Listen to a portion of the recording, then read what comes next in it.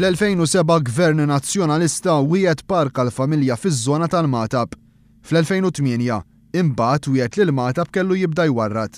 U fl-2010 il-Ministru responsabbli George Pulicino kien wieħed li l-irwejjaq tal-Matab kellhom jispiċċaw. Minn dan kollu ma seħħ xejn. L-residenti li jgħixu fl-inħawi tal-Matab sa anke ġew mwiegħda trattament preferenzjali dwar l-enerġija. Wieħed ukoll kors għal horse riding madwar il-landscape landfill iżda anke dawn baqgħu b'xiber imnieħer. Fi stqarrija l-kellim ewlieni laburista l-ambjent Leo Brincat qal li ftit tal-jiem ilu biss Gonzi PN ammetta li l-miżbla tal-Matab minkejja li suppost ingħalqet fl-2004 baqala snin taqbad. Leo Brincat qal li qatt ma saru awditjar indipendenti biex jiġu mistħarġa rapporti persistenti li skart mhux ittrattat minn Sant'Antnin kien qed jintbagħat fl-engineered landfill tal-Allis.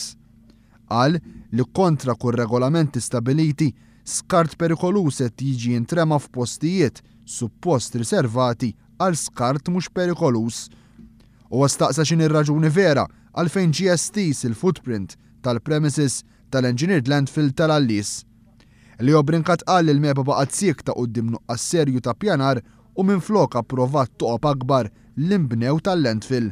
Qal ukoll l-Unjoni Ewropea qed tilmenta li pajjiżna huwa fost l-ar li għadu jiddependi fuq il-landfills. Dan, għal Leo Brincat, juri nuqqas ta' għalu serjetà fl-infieq.